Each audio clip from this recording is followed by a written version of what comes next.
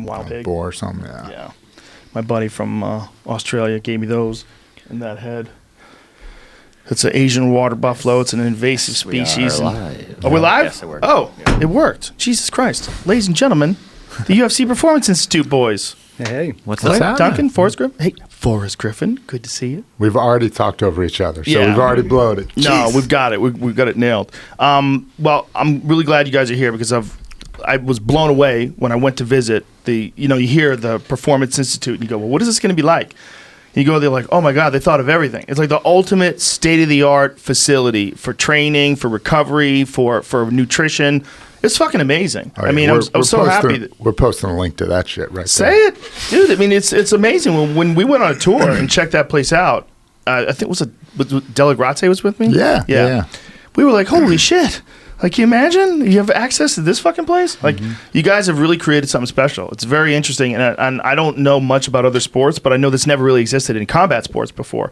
Something like this. I mean, you guys have athletes from all sorts of different walks of life come through there. When I was there was many top level fighters that were training out of there. It's really, really interesting. Yeah, cool. Well, we appreciate the kind words, obviously. I mean, ultimately, yeah, the vision of the UFC was to build a performance institute that was truly a world-class high-performance center that had everything that fighters would need. But not only are we trying to align ourselves as the leaders in mixed martial arts, but certainly leaders in human high performance. Yeah, So- Duncan, tell people what you do there. Like, explain. Yeah, so my role is the Vice President of Performance. I essentially direct the philosophy of how we're going to interact with the fighters, how we're going to support the fighters, and obviously manage our world-class staff that are working within the performance facility. And Right. Clint, you came from a background in amateur wrestling. Yep. And tell everybody like what your job is over there. Yep. So I'm the director of performance nutrition. So anything related to feeding of athletes is essentially managed by myself and in our ever-expanding team. So it can be as broad as working with athletes for their general training plan, integrating within the other performance services, as well as feeding athletes on the ground, integrating within our kitchen at the Performance Institute, supporting athletes as they prepare for fight week, weight descents, etc., and then supporting athletes on fight week and preparing even at the last moment of fight day to fuel up and to be really well fueled for their performance.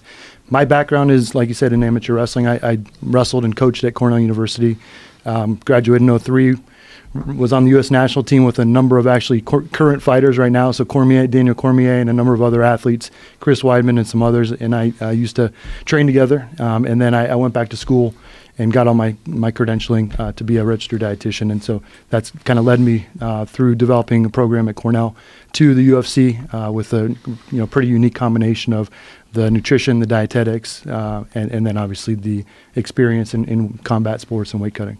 Yeah, and in my opinion, the most grueling combat sport. I mean, I think wrestling. It's just we talked about it on the last podcast. It's a crazy way for a kid to learn hard work and to learn real competition and the actual physical struggle of getting through wrestling practice and strength and conditioning drills. Most kids that are coming up in high school and in college, they don't really work that hard in any other sport. I mean, it's a crazy sport. I remember in high school, like walking into the wrestling room, and it's a bunch of gross dudes, like in a sweaty, hot room. And then it was like basketball was right next to it. I walked next to the basketball. There's like dudes in tank tops and some like cheerleaders. I'm like, I know what I'm doing. I'm not idiots. Little did I know. Little did you know. Yeah, I mean, it's in my opinion still, I think it's the most important skill because you get to dictate where the fight takes place. I mean, there's no one skill that really overpowers all except for the ability to hold a guy down. Like the ability to hold someone down and control them on the ground. It's so critical. And everything else you can learn from that. Submissions, ground and pound. But the difference in like an elite wrestler like yourself and a person who doesn't have that skill, it's so hard to bridge that gap.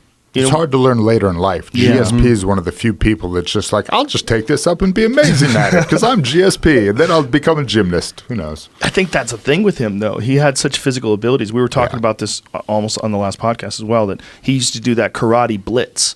So he was so used to that lunging in stuff that he sort of incorporated that with a blast double. And he's so physically strong and such a smart dude and so good at learning things that he just figured out the essential techniques that he needed to master and just got better and better at them. way back in the day, obviously UFC 1 was kind of a discipline versus discipline kind of grudge match, and having been a lifelong wrestler, that's when I started tuning in actually and taking pride in all the wrestlers, taking names and growing within the sport, and obviously with the evolution of the sport. It's a different dynamic, and obviously each athlete coming from their own discipline is really fun for us to work with as practitioners, having their own kind of sport culture. But wrestling is obviously a core component to what each athlete's doing. And when I'm working with athletes and talking through their weekly training plan and, you know, how to feed and fuel for each of these types of training sessions, and hearing them bitch about how hard those wrestling practices are, I always get a little bit of pride there. Like, yes, it is hard, and imagine doing it for 8 months straight for a college wrestling season and grind that out. But it's definitely been fun for me to watch wrestling as a component of MMA grow and be able to contribute to the sport on a few different kind of levels. Yeah, I mean, I think the way I've always looked at it is pressure makes diamonds. You know, there's no other way. Those hard-nosed dudes, they come out of those environments. Like, if you think about guys with crazy determination and mental fortitude, there's a giant chunk of those you could attribute to wrestlers. I mean, there's a lot of them in kickboxing and everything else as well, but there's just seems to be it's a unique sport in terms of hardening like your mental toughness. For sure. I mean, Forrest Griff's shaking his head. I wouldn't do it. Fuck that. I play Seems basketball. horrible. I mean, we at the Performance Institute, we always talk about mixed martial arts as the decathlon of combat sports. Yeah. And I think, you know, our philosophy is to try and understand all the respective components that makes a world-class MMA fighter. I think, you know, if you're in the UFC, you've got some certain X factors that allow you to be world-class, and, you know, wrestling is a huge component of that. But what we try to do is understand limitations as well. Because in a decathlon, you're only ever as good as your weakest event, right? Right. So if you're a striker, if you're a grappler, or if you're a wrestler, you know, we're trying to support each of those to understand how we can elevate the whole thing. Now, how much input do you put into fighters, if any, into how they incorporate their skills and like how they combine their skills together? Do you guys offer like coaching on technique and approaches? So break down the philosophy.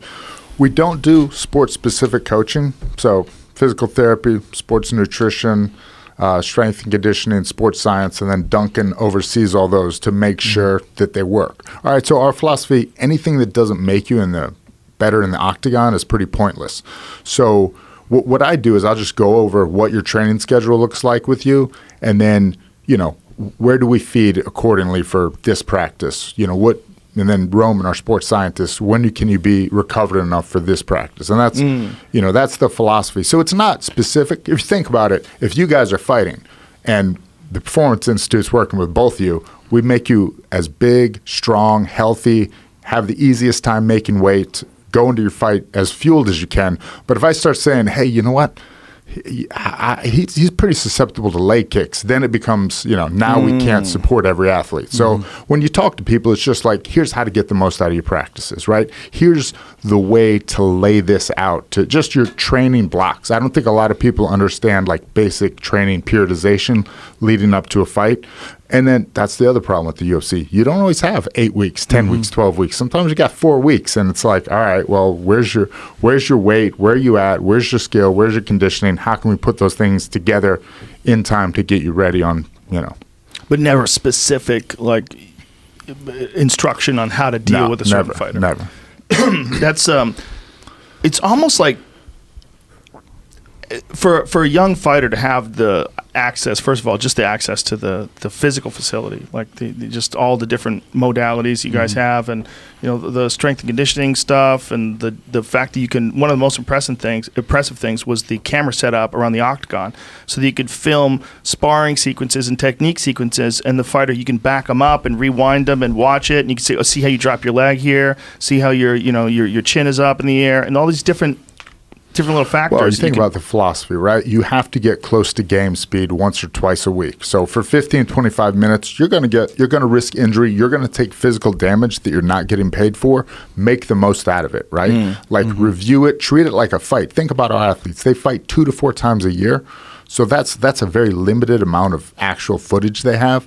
But if you start recording your sparring sessions and treating them like like a fight, like, oh shit, I did this wrong, I did that wrong, then you're going to end up with more like 80, 90, which is, baseball, basketball, even football. You got 20 plus games to, review. Yeah, and I think it's really important for young fighters also to see themselves doing certain techniques. Like, they might not notice, they might think they look better than they do. Like, it's good. My coach is full of shit, man. Yeah. And then the film don't lie. And you're like, yeah, oh, okay, I see what I'm doing wrong there. Yeah. It's hard sometimes to mimic, without actually seeing yourself. Now, you guys, you've been Forrest Griffin, former UFC champion of the motherfucking world. No one can ever take that from you, sir. How's that feel? It's a beautiful thing to have. Sure, yeah. Yeah. I've moved on. Sure. I'm over it. And now I'm VP of Athlete Development at the Performance Institute, so it's much more important. But you're still Forrest Griffin. There's a lot of champions. There's only one VP of Athlete Development. We're still trying to find that job description to figure out what he actually does. I change it daily. Don't worry about it.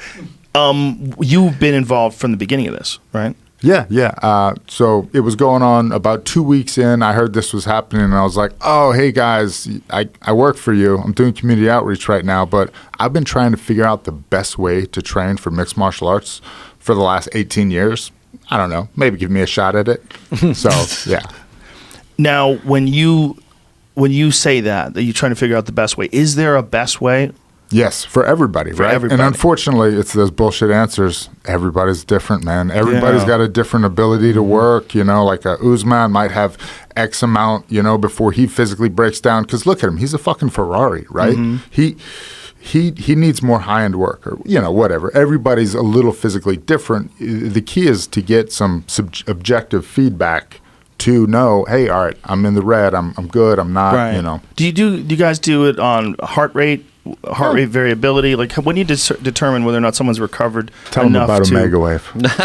Yeah, I mean, there's plenty of different ways to do it. At the most basic level, it's just speaking to a guy and getting subjective feedback, right? How you feeling is one of the best questions that we can ask an athlete. But yeah, I mean, we're blessed and we're privileged with pretty high resource at the UFC Performance Institute. So we have some pretty involved technologies. One of the ones that we use is a system called Omega Wave, and that gives us real insight and removes the subjectivity, where it can get objective understanding around physiology, particularly looking at the DC potential of the brain. So really, DC? What is that? The DC potential of the brain is an assessment of the autonomic nervous system.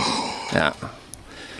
So if you look at the parasympathetic and sympathetic balance of your body, we're talking science now. I apologize, but no, please. Ultimately, that's one of the things that's really impacted. There you go. Jamie pulled something up on the screen here. That's John Smith. You can see the windows of trainability. This is fascinating. Yeah. So this Omega Wave, is it something you wear? Yeah. So ultimately, it's a 3 to 5 minute assessment. You wear something that resembles a heart rate strap, lying at rest. We also have electrodes on the third eye of your brain, essentially. So we're picking up cardiovascular stress. We're picking up the autonomic nervous system, and we're looking at things like heart rate variability, which you've already mentioned. But so this isn't for everybody. Some people love it, and they say, hey, man, this is, again, these are just tools, right? So different tools for different people. Right. Yeah, for sure.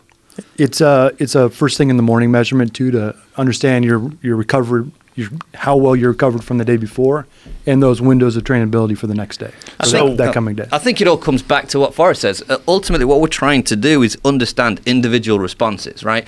At the end of the day, everyone's on a pathway of performance mastery to be a world champion. And people respond to the workloads, the intensities, the volumes in very different ways. If we take a basketball team and put them all through the same workout, you've got 15 different guys that are responding in very different ways to the same workout. So we're privileged in that we work with an individual sport, and that's our mantra, is that we're looking at every single athlete as an individual, and we're building our programming strategies and our information in an individual way. So you guys have been doing this now for how many years? We're coming up on 2 years on May 22nd is our second anniversary. And do you have like a log of all the different cases you worked with, so you can kind of review like what methods were more effective than others, and you're constantly trying to improve this protocol? Or yes. How do you guys write it all out? I mean, we've obviously been involved with numerous fight camps, but we're also working with fighters that are not in camp. Last year, we presented this journal, our first journal, which is an overview, a cross-section of all the data that we accrued in in our first 12 months, and we continue to aggregate that data. Now, one of the privileges that we have at the Institute is we get the opportunity to work with just under 600 fighters on our roster, so we can create real clear cross-sectional awareness of what different weight classes look like, what the challenges are to a fighter, and then the fighters can compare and contrast themselves against their immediate peers in their weight class. So that's one of the most powerful benchmarking tools you can create. This Omega Wave technology, can people buy that? Oh, yeah. It's just a commercial product off the shelf. Yeah. And it looked like it worked off an app? Like you put an app on your phone? Yeah. Doesn't everything? Sure. Yeah. Seems like it. Seems like that's the future. But again, we use many different types of technologies. Things like force plates can look at neuromuscular responses. Some of our nutrition variables will change across time. So it's not just one tool that is giving us all the answers. The windows of trainability concept is something that really helps us on a day-to-day basis to understand, can you go into a strength or power type session today and really maximize the opportunity to create the adaptations. Another day you're it might be an endurance emphasis. So what it allows us to do is just give kind of kudos and credence to the athlete to understand where's the best approach and where you're going to optimize your responses. Every other sport is easier to train for than MMA. If you think about it, I was a defensive end in high school. Every defensive end needs the same physical abilities. You think about the combine, the NFL combine, for instance. They've figured out over 1 million years what they want to test for. And like the guys that they run the same, they jump the same per position, right? So quarterbacks don't need to necessarily be that fast if they can throw, right? But for everybody else, the numbers are kind of the same. For our sport, and they've collected, I don't know how many data points at this point, but it's a lot. So they're anonymized, normalized, so you know what average looks like. So you can give a guy like Anthony Smith, say, hey, look, man, and I bring him up because he's mentioned it before. He's been outspoken about, working with the PI. Hey, you know what? Your force power measurements, they're pretty average for 205. You're not a weak guy. You could think about going up a weight class. So it's just objective information so the athletes and hopefully their coaches can make those choices. Do you think they would benefit from more weight classes? Oh, that's a great question. So I thought 65, look at the percentages. And then, I was talking to actually Dana and Sean, and they was like, well, this guy's going to go to 65. This guy's going to go to 65. Everybody's going to go. So is it going to help? I mean, there needs to be a percentage difference, but I don't know. I think people would just say, well, shit, now I have to do an extra 5 pounds. But again, so from a PI standpoint, that's not really a decision we have to make. What we need to do is collect as much data as we can on that. For individual fighters, trying to figure out which weight and then class also to provide that information to, third-party commissions. There's just so many, there's the I'm gaps. so PR these days. You're very I'm PR. so good. It's okay. I know what you're doing. Like when you go from 85 to 205, that's 20 pounds. Yeah. That is an enormous jump. So how do you decide, like, when a guy's a tweener? Like, how do you look at a guy who maybe weighs 215 and you go, damn, dude? The numbers. Like, what's your power? Yeah. What's your speed? Like, are you a good athlete for that weight class? Oh, maybe not. What's your arm length? How does that, how does your arm length and the way you fight, right? So, if you're a Tyson-esque guy, you can have short arms and you wrestle guy like a Gray Maynard style, right? That's fine. You don't need super long arms, but, if you're not a wrestler, you don't have the head movement, maybe you do. Anyway. We've actually had a number of athletes, I would say over the last year, come to us specifically, and sometimes it's matchmakers who are saying, hey, this guy wants to go down, come take a look, meet with the PI staff, see what you guys think. All those things that Forrest said are really valid.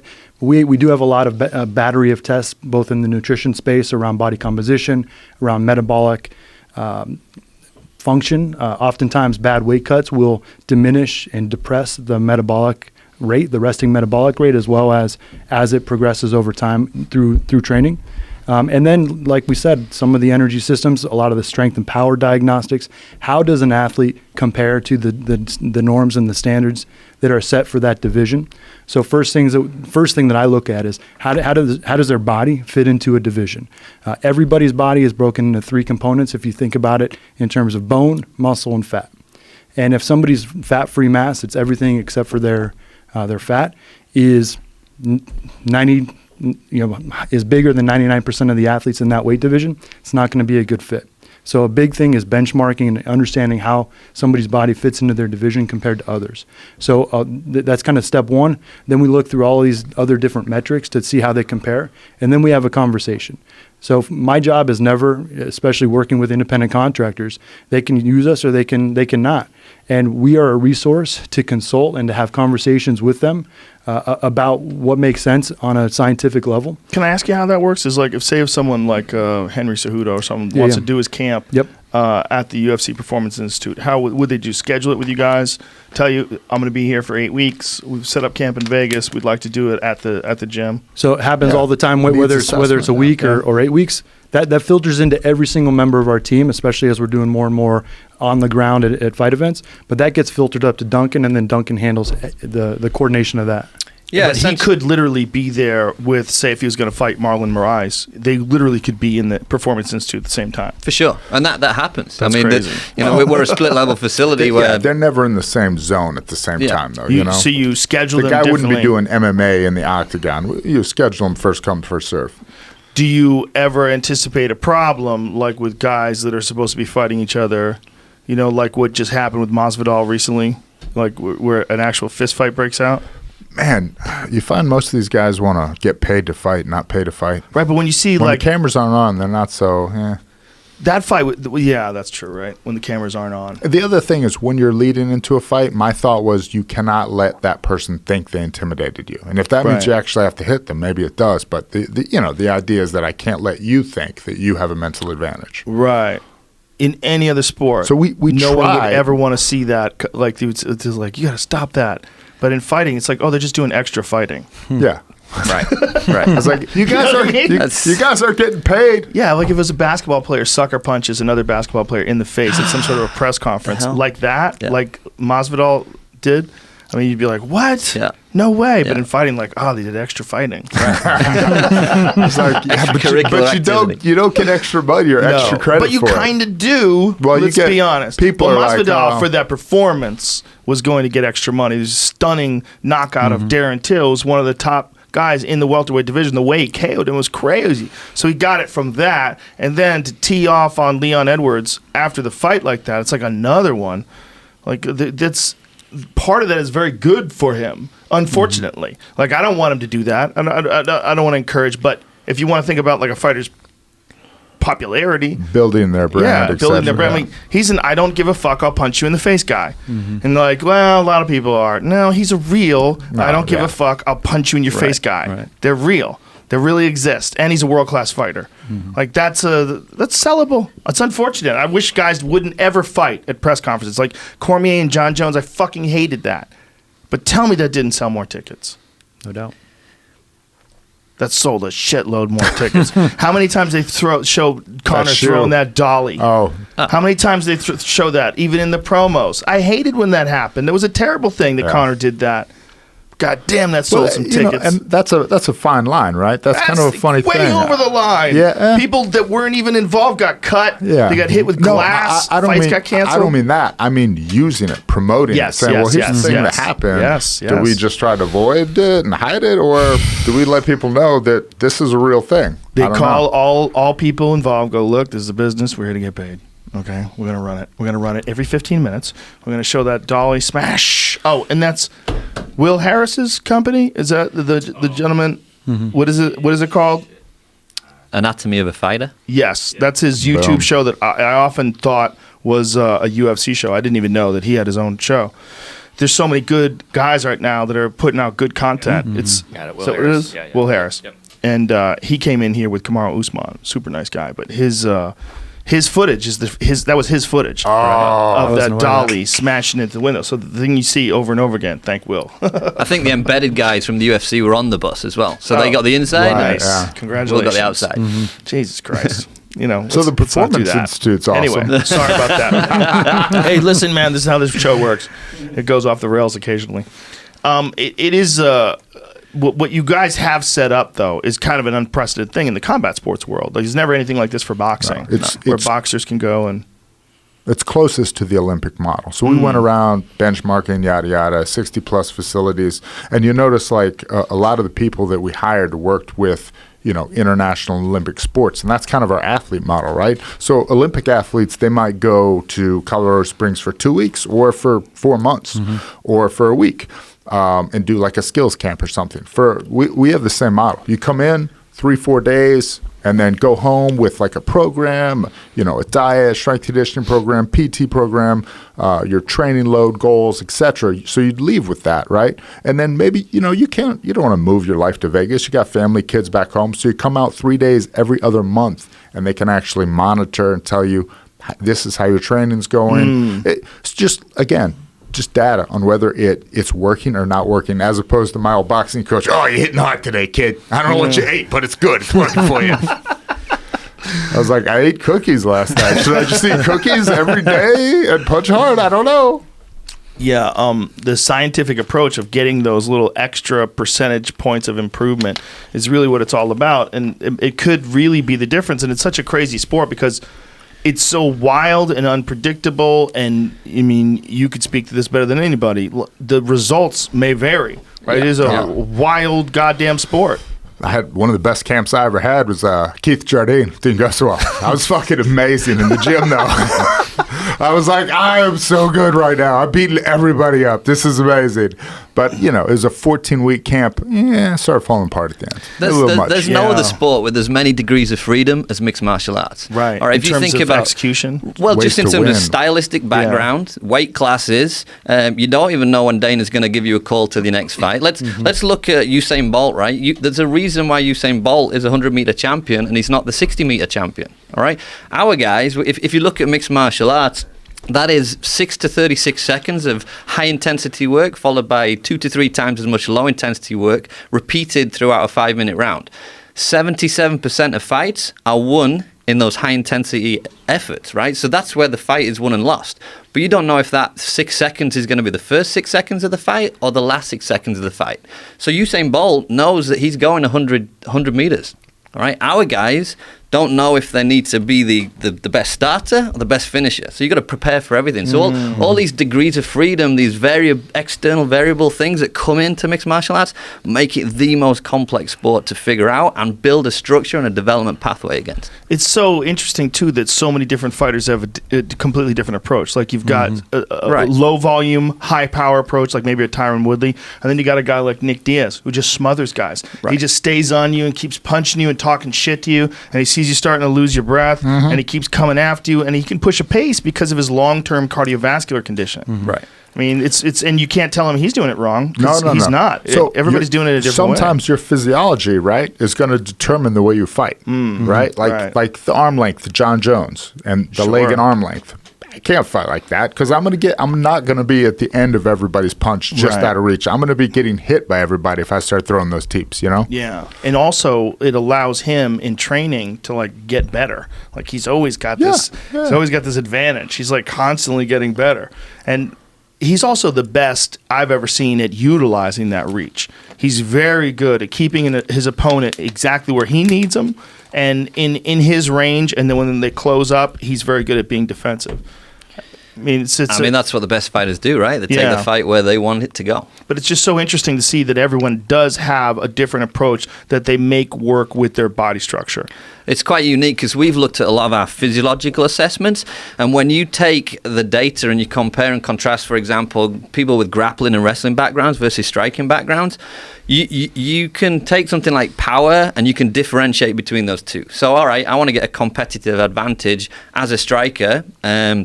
Might need to improve my strength work because the wrestlers are already stronger than me. We can look at the strength characteristics, and our data shows that the guys that come from a wrestling background are far and above stronger than the strikers, which you would expect, right? But if you look at things like, can you differentiate our top 15 in the world versus the rest of the roster in that weight class? It takes away any comparative any comparison. And at the end of the day, ultimately in a complex chaos-based sport, skill is always going to be the best determinant of performance. So we're not saying that the physiological variables aren't important to the sport of MMA, but it's really hard to tease out where you need to push your strategy and where you need to optimize your training. Because in a homogeneous population of world-class fighters, it kind of gets absorbed and it becomes invisible where the differences are. That's such an important point. We usually are a little more specific per app. You just told me what not to do. What do I do, though? Well, and that's where the personalization for every single athlete comes in.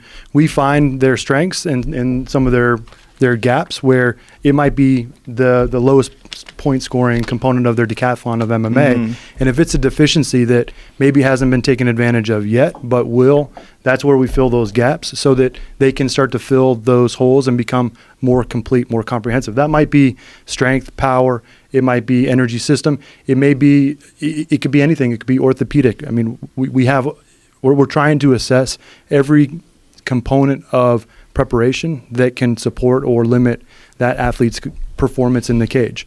In terms of how they all those things work together, it's really vital that if somebody's working on their strength and power, they're not feeding their body in a way that's actually limiting their ability to perform at the high intensity training, right? Because then that limits the adaptation that we're looking for as a response to that training. And that's a really critical point where nutrition it really is a foundation that supports the development of all the other adaptations that are required to become that complete mixed martial artist. So as the strength and conditioning plan is being laid out, as the physical therapy plan, as the recovery plan, all of those are coming to fruition.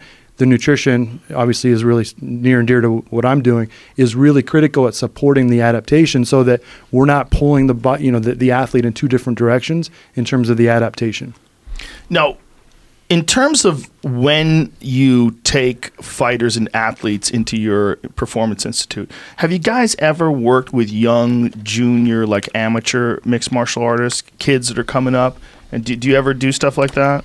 To show them, like, give them a peek at what it's like to see, like, the world-class fighters? Well, we don't at the Performance Institute in Las Vegas because we're very much aligned to supporting our current roster. Right. And it's a facility and a philosophy that's been designed to support our current roster.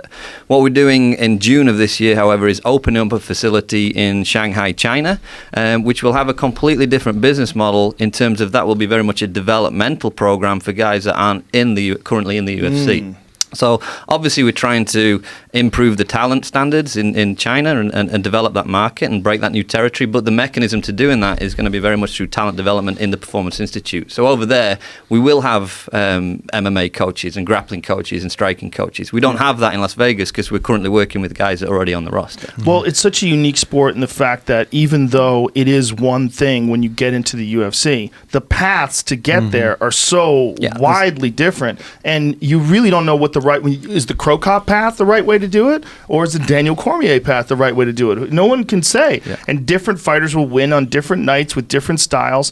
It's one of the only sports where your pathway in, you could say that if someone is an elite kickboxer or an elite grappler, that going in with that one major advantage in that one skill set could take you very, very far versus an overall game approach that some guys have where they're really good at everything. Right, and the true specialist, if you look at the true specialist, the GSPs of this world, still hasn't necessarily risen to the top in the sport of MMA. You still see guys that are they have a stylistic emphasis, and that's their X factor that keeps them at the top of the game. Yeah, and then there's execution, which is creativity and their ability to perform under pressure, their ability to maintain their cool during camp where they never overtrain and they stay in a good space, they stay in a good headspace, and have girlfriend problems or boyfriend problems, and then they get to the final night of the competition with the most in the tank. And that's an art in and of itself, right? Some when you first asked about, something I've seen that I love, training partners, right? So bring your training partners to the UFCPI. And we've had, 6, 7, 8 guys that came in as training partners and are now on the UFC roster. So that's why I'm not an asshole to anyone. That's because you never know. Well, it's also you get the chance to see these. I mean, every guy has to start somewhere. Every girl has to start somewhere. You get a chance to see these people that maybe never get this invitation there, and they see the holy ground. Like, God damn, I'm at the U.S. Performance Institute. Well, to your point too about the facility, world-class facility. The services we would argue are even better than the facility, but training partners, coaches, those that are on the Contender Series, those that came through for the Ultimate Fighter, they have all been able to use and to access the facility in short periods. Training partners can come and access the facility, eat on campus, strength train with the UFC athlete, use the facility upstairs and train in the MMA space. And when they get the chance, then when they get the shot, then they tap right into services. And it's an opportunity for us to essentially influence the community even before we're working with them directly, which is a really huge component of our philosophy and really what we're looking to accomplish. I think it would be massively inspirational for the fighters too, the young guys. Yeah, I mean, coming through. our philosophy is to accelerate the evolution of the sport of mixed martial arts. That's in our mission statement, as you've seen when you walk through the door. It's right there on the wall, Yeah. And to do that, we're trying to shift the barometer in terms of not the professionalism of the sport, but the expectations of fighters within the sport. You look at someone like Brian Ortega, and listen, what we're not trying to do is take the wild out of the stallion, right? We're not trying to just push science at fighters. At the end of the day, these guys are world-class fighters for a reason. But you can train and shape the stallion, and it still has the wild at heart, right? So what we're trying to do is shift the barometer so there's an expectation of what a professional athlete should really expect. Brian Ortega has worked out in his garage most of his career. Garage, sorry, it's American, right? But in terms of, what's the expectation that a professional fighter should expect? The Performance Institute demonstrates that, not everyone can have access to it, obviously, but that's an aspiration, and it's where people should understand in the sport of mixed martial arts the standard that as a professional fighter you can expect. And it's so important, I think, that you put all these things under one roof like that and create this environment, because it seems to be trickling off into other places. Like the level of training and recovery and everything is so intense and so severe that people are starting to try to mimic certain aspects of that in their own gyms and their own different places. Yeah, but the problem is you can't do things in isolation, all right? If you just say, right, I'm going to really hammer the recovery piece and forget about the nutrition piece, it's a large machine, right? There's cogs, and all the cogs need to work together, and that's what we truly feel we can offer and we can deliver is this not necessarily a multidisciplinary service, but an interdisciplinary service where we have multiple aspects coming together to fill the whole picture of an athlete's portfolio of needs, and that's what we can offer through the Performance Institute. The other thing we want to do is figure out what the best practices are and disseminate them. Like, we don't want to just know a bunch of stuff so we can keep it. Remember, we want every other gym, like, hey, here's what we've learned. This is how we do our recovery. Take of it, try it, see if you recover, see if you want a laser bed. Maybe you do, maybe you don't. This is what we found success in, So you want to, what's the point of learning something and then hiding it away? But for a young, please. And everything's about assessment. So it's not one recovery modality, it's not one nutrition modality, it's not one strength and conditioning. It's assessing so then we could build that personalized approach. And so here are the modalities, here's the philosophy that we've developed to help optimize athletes' needs around what we're measuring. And we're not winning fights. That's obvious. That comes with the X factors. That comes from the fighters, their passion and their commitment to their sport. But what we're trying to do, back to your original question, I think around this 1% is so hard to measure. But what we're able to do is to help them to do it more consistently and to do it longer into their career, so that they can optimize, they can maximize their ability to train, to adapt, to perform, and give themselves the best chance to be successful on fight night. Yeah, and there must be so many fighters that come from a discipline, whether it's judo or something along those lines, and then they start fighting in MMA, so they get a boxing coach, and they have a few guys working with them with leg kicks, but they don't have a nutrition guy, they don't have a recovery guy, they don't have someone who understands like deep tissue massage. They got to find that guy. They got to find someone to organize a diet for them. They got to figure out how to cut weight healthy, proper. And these things are so difficult for fighters to put, especially if you don't live in a place that has something like an American Top Team or some gigantic institution. Yeah, I mean, there's fighters, even top fighters on our roster might potentially hire a nutritionist for a short period of time in a fight camp, for an 8-week period. This should be a 52-week fight camp. We should be considering our development as fighters and as athletes, professional athletes, 52 weeks of the year, And I think that's that too. 52-week fight camp.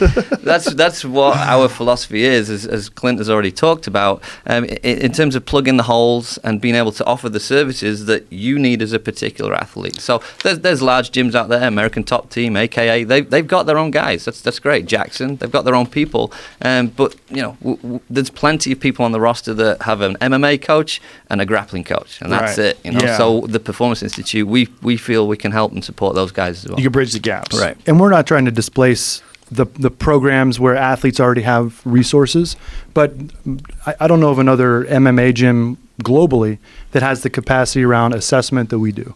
So yeah, we have some really great practitioners, but Bo Sandoval, our strength coach, and his team cannot write programs for 570 athletes. It's not possible. But what we can do is assess those athletes, provide that feedback back to their strength coaches, and have conversations about how those coaches can use that data to support the development of that athlete. And that goes across the board for all of our performance services. Well, it's a pretty amazing resource, because if you're a young fighter and all you have is access to the people around you, if you're fighting in the UFC, you get to have access like instantaneously to this gigantic group of people. Where it's like when you were coming up, you were a real pioneer. I mean, that was not available to a guy like you. No, I mean, I tell the story all the time, but so I was actually a little bit ahead of my time. I had an actual strength coach that had letters behind his name that went to college to be a strength coach, not that was like an ex-bodybuilder. I had, a relatively good nutritionist who at least had a degree in chemical biology. I had a good physical therapist, but I didn't really have, like, I was my coach. At the end of the day, I was the head of performance. So I'd go do jiu-jitsu, and, jiu-jitsu coach wants you to go hard, and then you go kickbox. But you're going to go light, but it's kickbox, so you don't. And then, and now, the strength coach and nutritionist are on different pages. So I think just understanding that everything has to work together, which I didn't really understand. Well, what I'm saying is that you kind of had to pave a path. Because when a guy like you was doing all that stuff with a real legitimate strength and conditioning coach, a real legitimate nutritionist, how many other people were doing that at your time? Not that many, but I got to be around good people like Randy Couture, Chuck Liddell. Those were kind of guys I got to hang out with and say, well, he does this, he does that. Chuck actually wasn't into that much of this stuff, but Randy was. Chuck was like, I know what I'm doing, kid. All right. Yes, sir. Yeah, he just existed on pure savagery.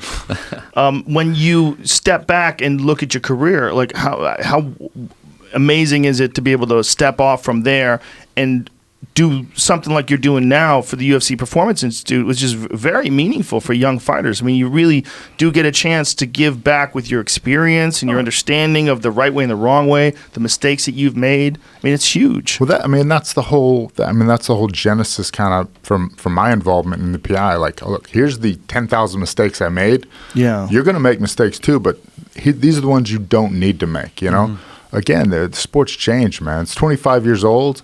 Every other sport's so evolved, been around so long. Our sport changes all the time. I forget who was talking about it, but, even the guys fighting 10 years ago probably couldn't compete with the guys fighting today, But, I mean, what I would say as well is not only for the fighters, Forrest is a huge resource for us. The best piece of technology we have is the door handle that leads from my office to Forrest's office, right? Because ultimately, he's a massive resource for us that are not necessarily coming from an MMA background and are trying to support the MMA community to bounce ideas off, to essentially beta test things from a thought process perspective. And he's a huge part of the Performance Institute philosophy because we can use and call upon his expertise. So here's another funny thing. When we were putting together the team for the PI, I kind of shied away from people already doing MMA. I wanted combat sports. Everybody that's done it has done judo, boxing on an Olympic level. They've done combat sports, but I wanted like a fresh set of eyes coming from a different, than just, because I know really good MMA strength coaches. I know pretty good MMA, good, but get that fresh set of eyes. Nutrition actually was a little different because the rest of the world does not understand a weight cut for an MMA fight. It's not like when you go to Exos, you go to any high-level facility, and you say, I'm going to lose 8% of my body weight and then compete on Saturday. They're like, no, don't. Just fight in the high weight class. I'm like, yeah, that actually isn't going to work out for me. They just won't comprehend it. They're like, no, you'll perform better. Like, no. So, well, some fighters do. That's another thing about having the limited amount of weight classes. When you jump up, you have to make a drastic change. He's crazy, man. Yeah. He's like 174 and 175 on fight day. Yeah. Fighting guys 190. Yeah, but with a lot of energy. Crazy. Yeah. What's interesting is at his age, I He's think it's missed probably no a good meals. move. Yeah, I think it's probably a good move, though, at his age. I think he's back from UFC Ultimate Fighter 1. Dude, insane. We knew, though, like on the show, that he was the one that would go forever. Like we knew in the house then, I don't know, he's just crazy. He's got so much enthusiasm still. Yeah, he's not going to stop. Yeah. I mean, when he beat Mickey Gall that way, I was incredibly impressed. When I'm like, this kid might test him. He didn't test him at all. I mean, it was amazing. It's a prime Diego Sanchez performance.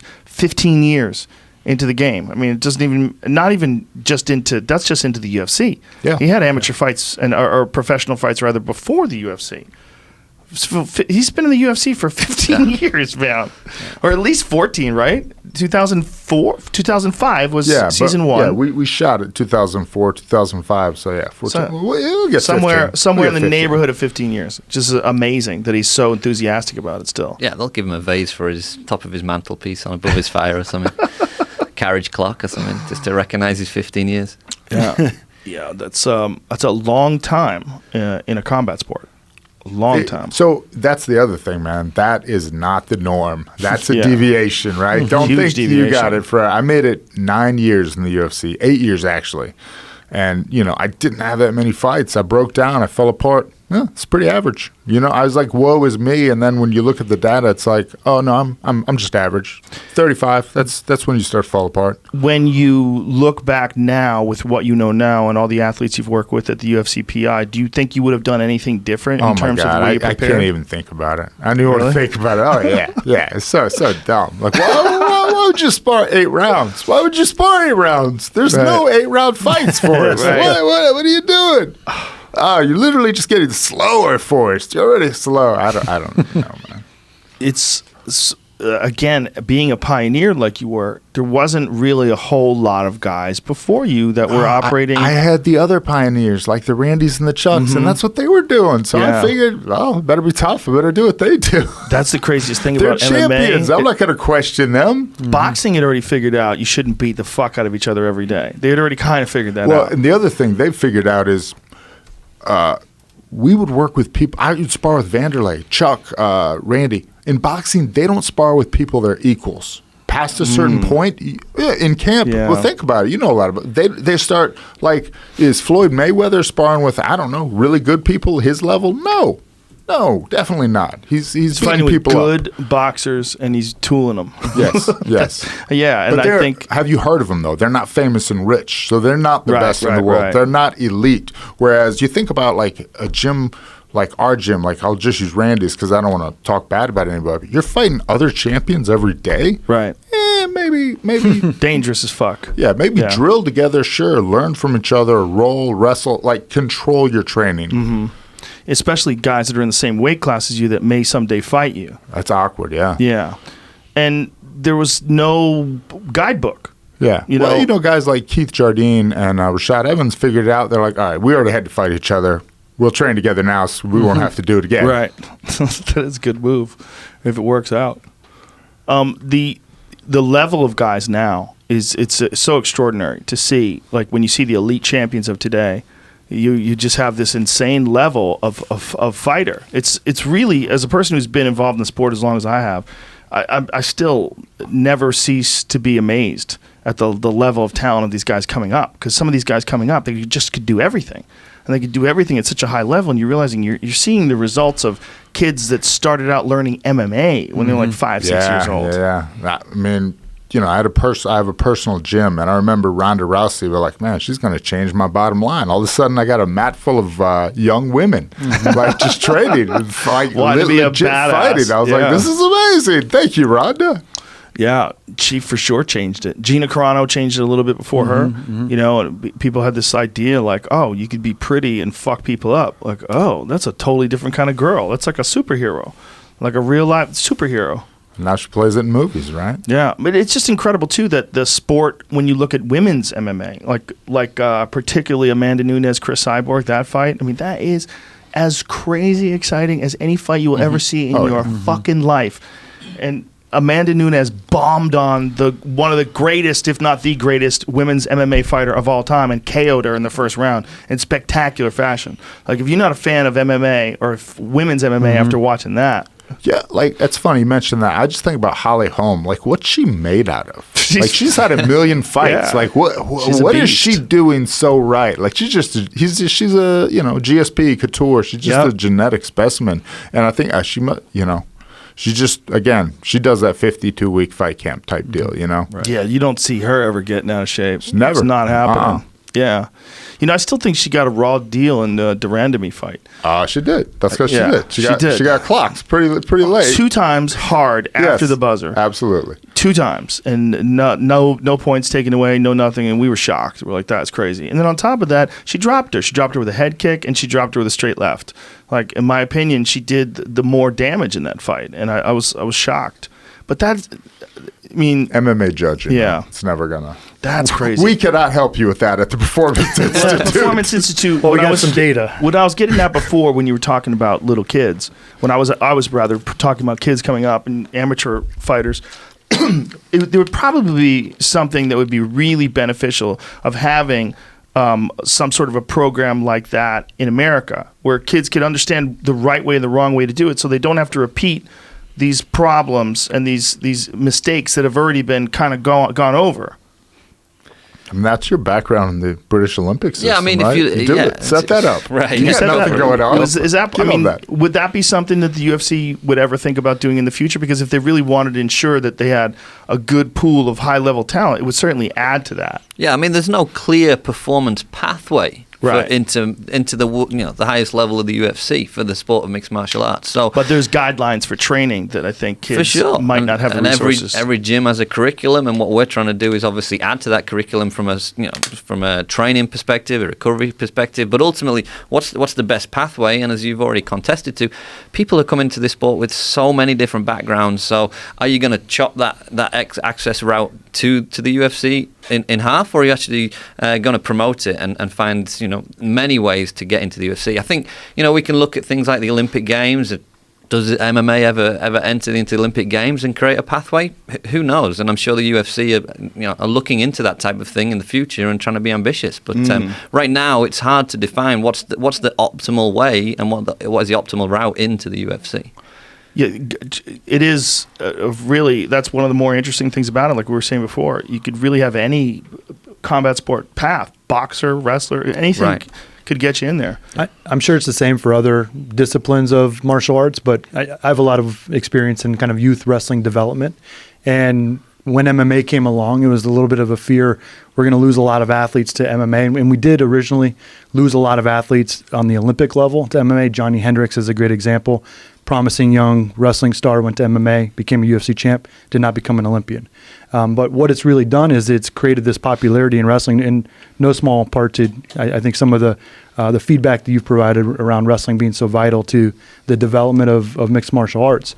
But there's been a real boon, I believe, in youth wrestling and in youth and high school wrestling, because people realize and recognize that this is a pathway into becoming an elite mixed martial artist. Of all the athletes that are in the UFC, there's a very high level of champions right now that were 2008 Olympians. But if you look at the roster and how many people wrestled in high school, it's staggering. Oh, yeah. And so just getting this base, not only technique and the grind mentality, but the strength that double egging somebody from when you're 5 until you're 18, you develop strength that you can't develop when you're 22. And this core strength and the ability to do it is a way to get into it. And I know that other disciplines are likely receiving similar windfalls. But in terms of developing that curriculum for development, and that's definitely part of what we're interested in You were like alleviating some of the big mistakes. But there's still innumerable ways to get into it. Think about when you were doing jiu-jitsu. You had to struggle to find people to roll with when you started, right? Sure. It was there's 6 guys you could Right. roll with. Now you can go anywhere. You can be doing a show in any. Just look up and go drop in on a local jiu-jitsu club. Yeah, it's packed. It's John insane. Jock's noon class the other day had 60 people in it. 6-0. What the fuck? There was nowhere to move. There's your talent development pathway to the UFC. Yeah. It's those kids' classes, right? Yep. Yeah. It really is interesting too, and it's dependent upon if a kid lives in an area that has a strong jiu-jitsu program or a strong Muay Thai program. Oftentimes, that's what dictates what path they get into the sport from. No doubt. You Or know. a good women's wrestling program. I'm a Holla. big Yeah, there you go. supporter. There you go. Wrestle Like Yeah. a Girl. I'm on the advisory board, so I'm not only women's MMA but women's wrestling as well. And there's what's really interesting working on the kind of the clinical side of what we do at the PI is every discipline has its own not only sport culture but physiology that goes with it. As we talked about the strength dynamics for wrestlers. are going to be different than the reactive strength for our strikers. And then nutrition and just overall lifestyle type sport cultures is really interesting, coming from the different disciplines that you came from. Boxers, they do their road work. They're doing a lot more fast and morning training. Wrestlers that have, obviously a weight cut culture that they bring with them and have a little bit more experience there.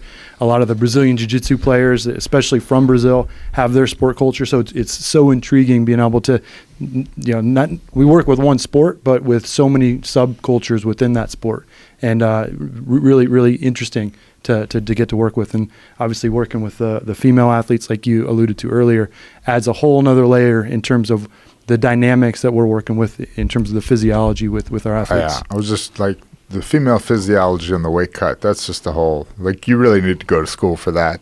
Yeah, I would imagine that's a big difference. Now, you help them organize their weight cuts. I know you work with Kamaru Usman for his cut for his last fight. Okay. So with Kamaru, we absolutely worked with him all the way through the fight. Did you guys know he had a broken foot?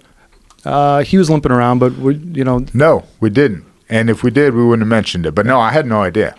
And how crazy is that guy? Yeah. Hey, I did know. That's awesome. I was actually happy he was in the building for the whole time, and I didn't know that. I was happy. I was like, yes, good. Good job, Dan. What happens in the walls stays in these walls. Because if there's this place like the Performance Institute and it's run by the UFC, the UFC that pays me to fight people, I'm worried that that's going to get to them. Right. And so of course, that was one of the biggest things when we started this. Like, I don't want to know. Like, I'm the liaison from them to the other side of the half. I don't want to know whose weight is what. I don't want to know who's got a nagging injury. That's your, some of that is actually HIPAA, information. Mm-hmm. That's your private stuff, though. Even if it's just how strong or weak you are, if you're having a bad day, I don't want that to ever get out of our walls, right? So that's obviously. Yep. Yeah. You're a conspiracy guy. It's, What does that have to do with conspiracy?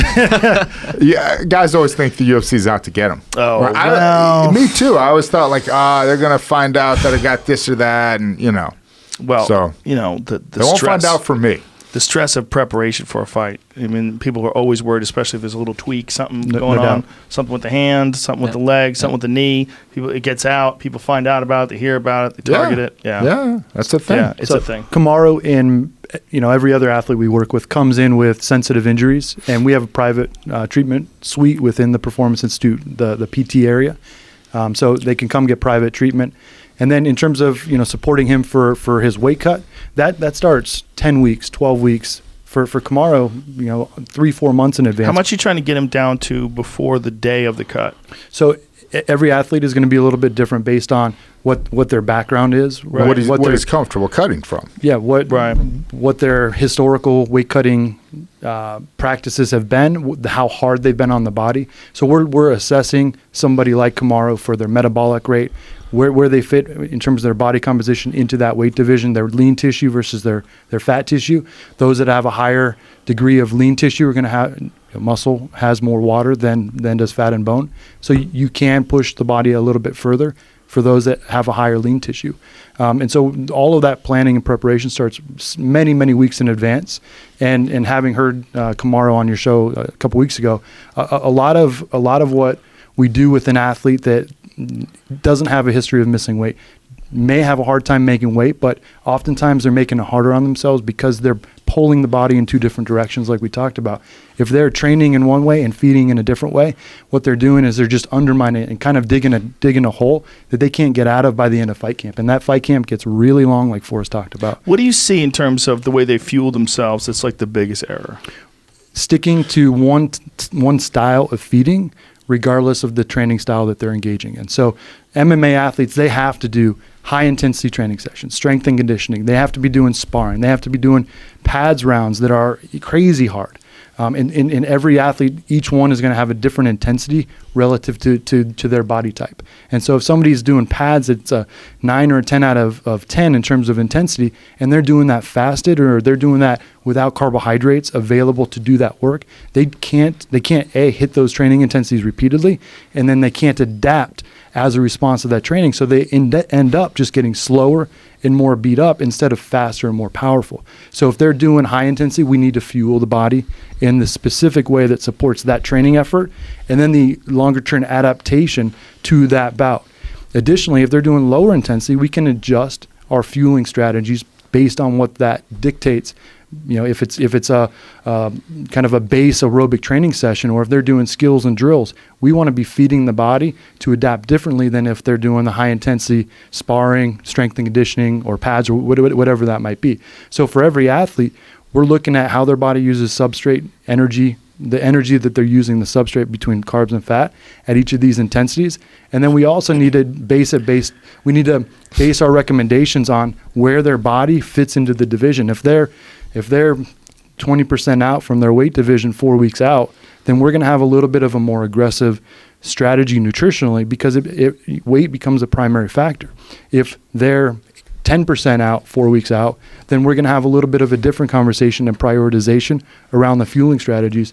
And all of these conversations integrate within our strength and conditioning program, so that we're working in concert and tying in the workload into our own system, as well as the training load that they're engaging with their skill-specific training. Now, when you vary the diet that you give them dependent of the workout, what is that based on? Is that based on a hard accepted science of carbohydrate versus protein versus essential fatty acids? Like, how do you determine that? So we use a philosophy, a system called metabolic efficiency. You could call it metabolic flexibility. I've heard it called as well.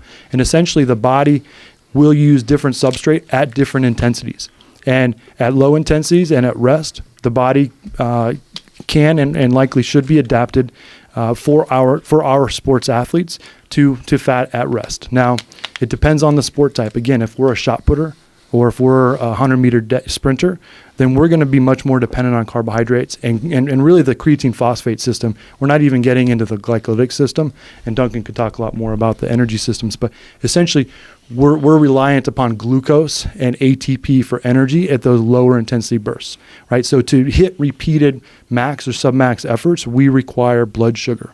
And without it, we will deplete our initial stores, and then we can no longer hit 90 or 95% of our max. We start hitting 80 and 70 and 60 and diminishing our ability to do these high intensity efforts. Now, do you guys see anybody come in and try to fight on a ketogenic diet?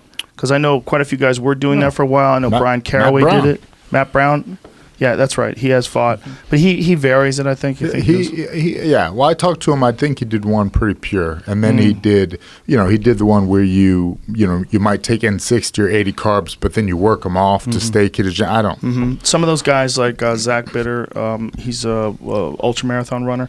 He does eat ketogenic most of the time, but then on days of big races, he'll consume a lot of sugars. Yeah. And again, I'll insulin sensitivity too. Yeah. So essentially, the more we can regulate blood sugar at rest and low intensities, then we can expand and to support the development of that kind of aerobic oxidative system. And by adapting to use fat as a primary substrate, we're doing a number of things. One, we're balancing blood sugar at rest so that we can really limit the insulin spikes and essentially adipose development, in addition to really driving the body towards the oxidative or the oxidative aerobic system.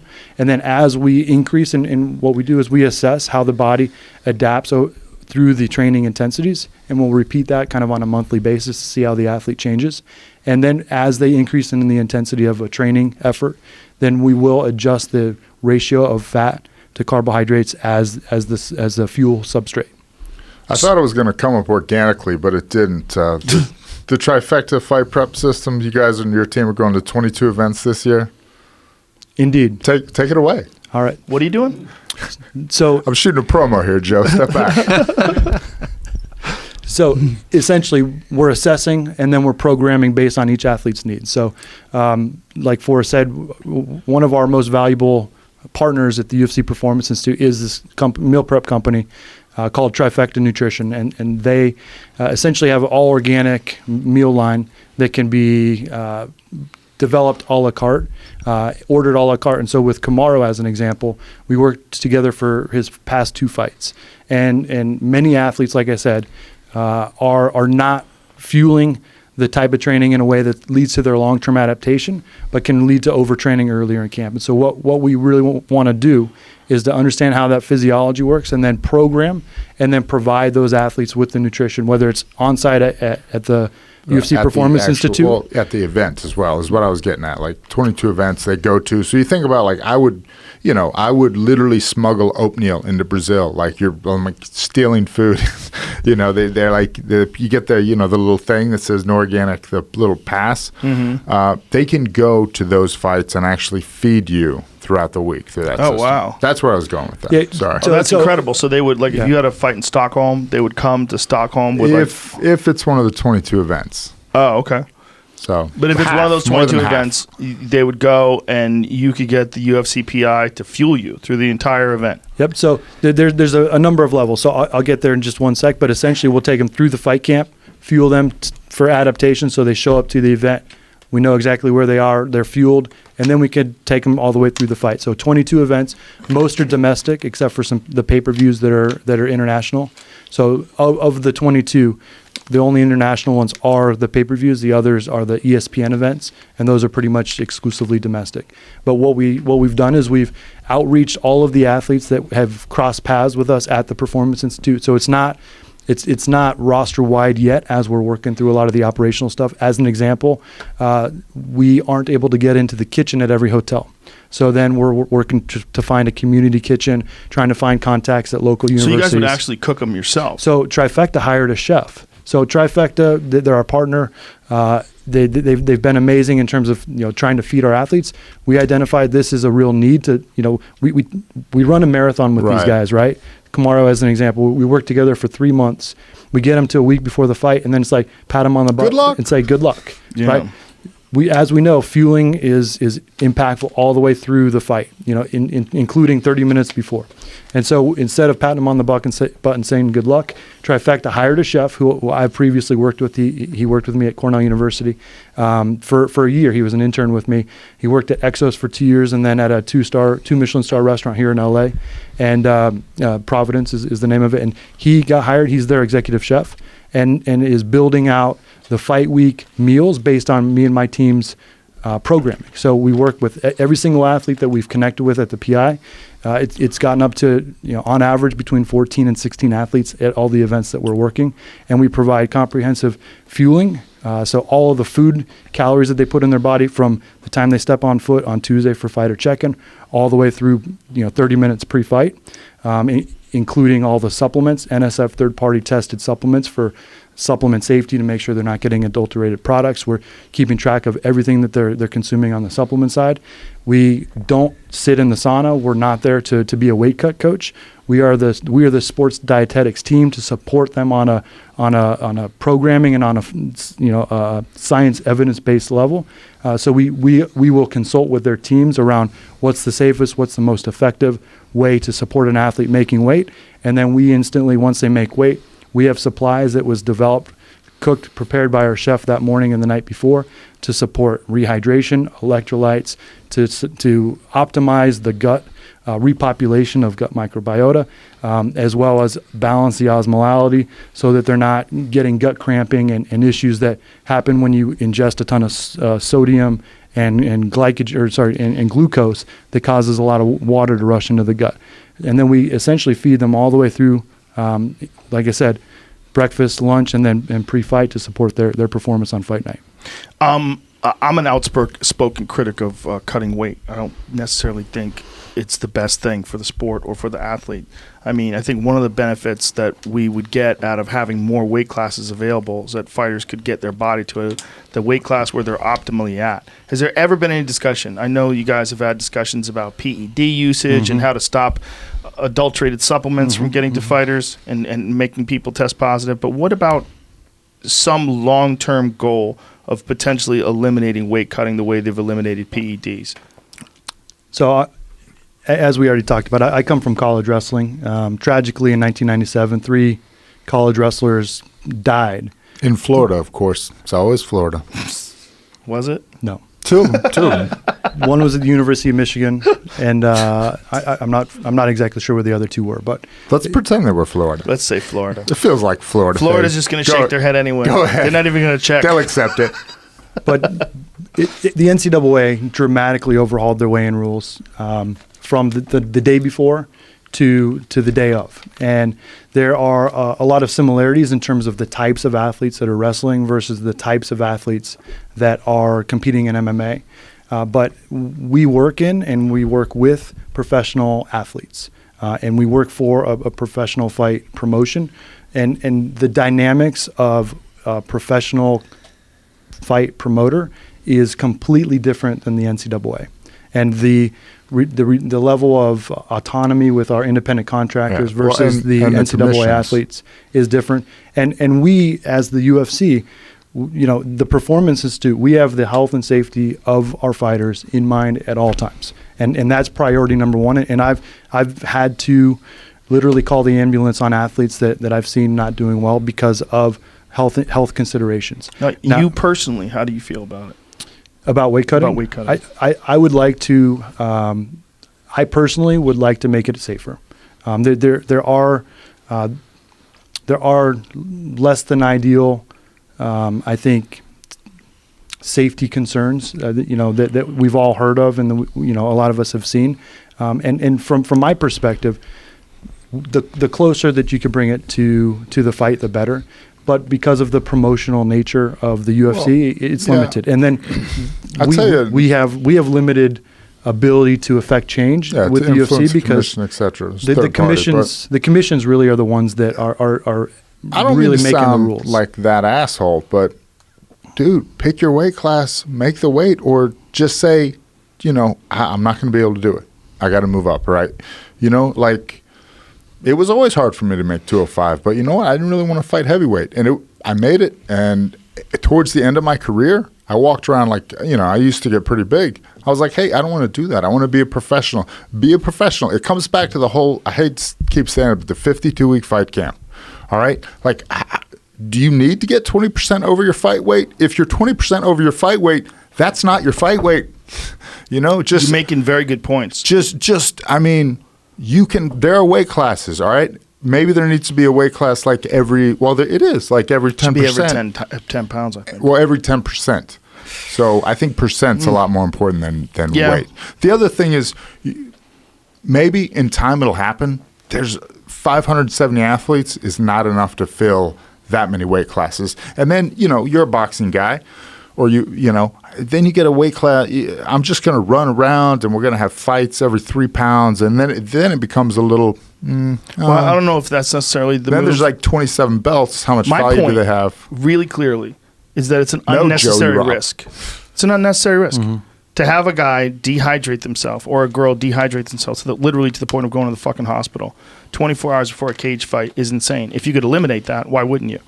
That's the number one thing. I think there's no benefit whatsoever to making people dehydrate themselves 24 hours before a cage fight. It seems crazy. Yeah, no, nobody's going to disagree with you, but what's the best way to figure it out? The best way to figure it out is to, first of all, you could definitely avoid a lot of struggle and tragedy by figuring it out. Right. I mean, the fights that happen where fighters in several organizations cut weight and died during that process.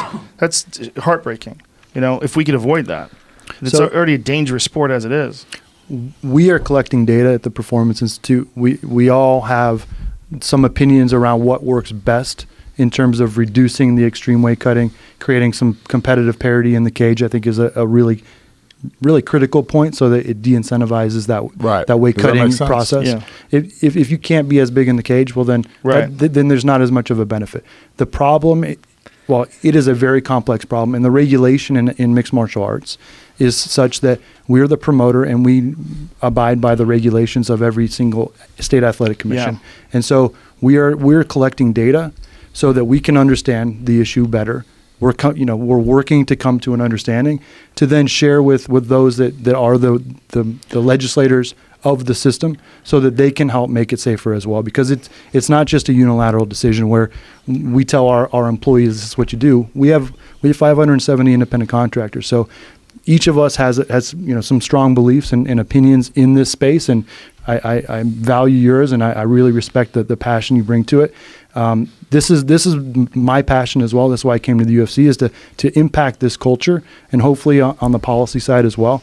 But it's a very, very complex system that we're working to kind of infiltrate or to affect from the inside. I truly understand that it's complex, but if you could wave a magic wand and not have weight cutting, wouldn't you do it? Fuck yeah. Yeah, Fuck yeah. but no, 100%. nobody's disagreeing with that. So why not? We're just but like, listen, if what's the UFC magic can wand? do that, they can do that. ONE FC's doing it. It can be done. You have a program where you make sure that people move up a weight class. They don't. You have hydration tests. You make sure that they're never really taxing out like some guys. I've seen guys shuffle to the scale because they couldn't walk. We've all seen that. Yeah. Where guys are literally on death's door 24 hours before a cage fight. That's crazy. If you could eliminate that.